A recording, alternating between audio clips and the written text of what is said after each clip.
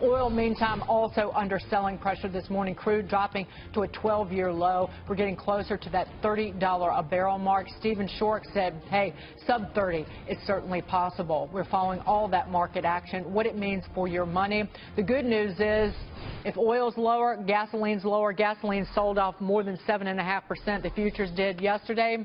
That puts more money in your pocket. Is that the only good news out there? R.J. O'Brien, Managing Director John Brady is back with us. Earlier this week, John, you were advising us to stand back, let the smoke clear, before you moved in. What are your thoughts today? Does it look more appetizing?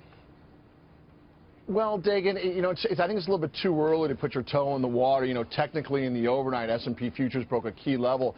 They traded underneath the midpoint of the August-September Chinese devaluation-related range, and thus so technically the market's gone from poor to even poorer, and we're starting to see other signs globally in addition to the China trade. For example, early talk this morning is of the potential for the Saudi government to depeg their currency against the U.S. dollar. That would have negative ramifications for the price of oil, which again would spill over into risk assets.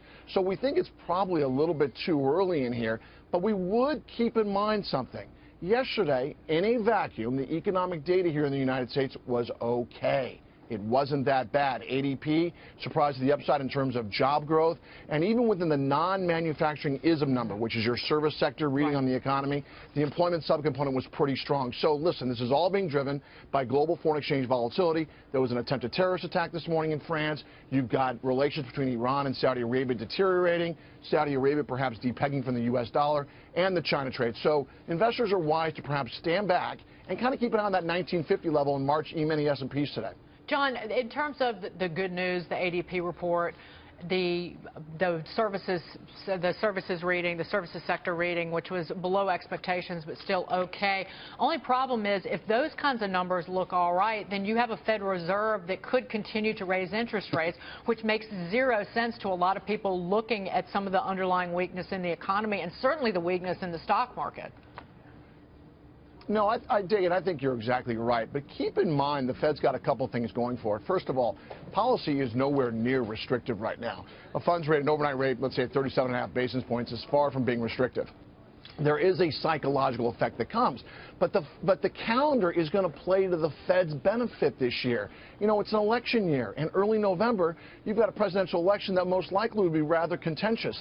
The Fed's going to have every reason in the book to not raise rates in the fourth quarter of this year. And thus, really, in our opinion, it's maybe the March meeting, the June meeting, and the September meeting at most.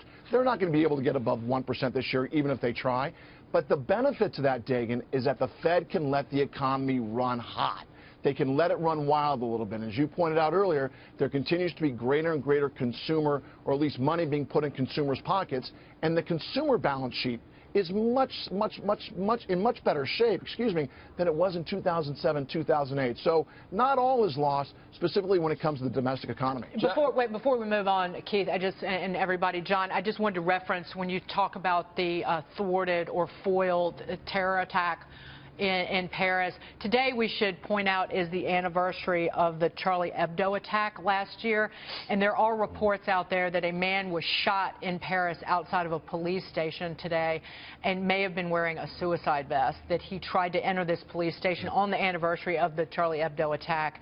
That's what John was talking about. We'll bring you more information on that. But again, it's just part of the kind of, as John was pointing out, the risk environment that we are dealing with in this day and age. Go ahead, Keith. Well, on that front, John, what do you think about the cycle in terms of a lot of the things that you said are absolutely true, but they're also pro-cyclical. In other words, employment and consumption, as you know, always is good at the end of a cycle. What do you think the market's probability is of pricing in both an employment and consumer slowdown in the next 6 months?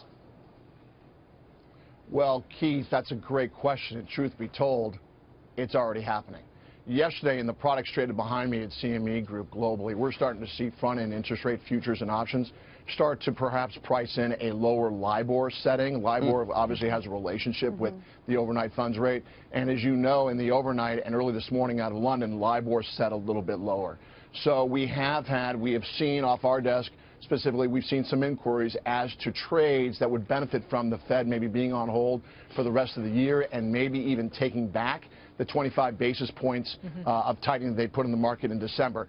So that risk is out there for sure, and I don't want to suggest that it's not.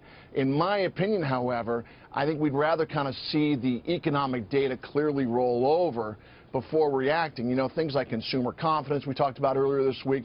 There are other items out there which just suggest to us that within the domestic economy, within a silo, things here are okay. They're not great, but they're not horrible either. And I think the Fed would really be anxious to take back that 25 basis points that it put into the market just a month ago.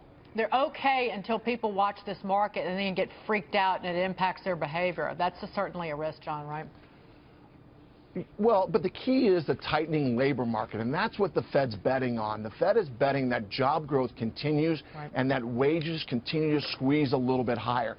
That's where the bet is. Inflation's not a problem, but if job growth can continue to be strong, the Fed's going to feel like it's got a bit of a buffer, perhaps against global disinflationary forces, which I think Keith is referencing. John, good to see you. John Brady. Be well. See you soon.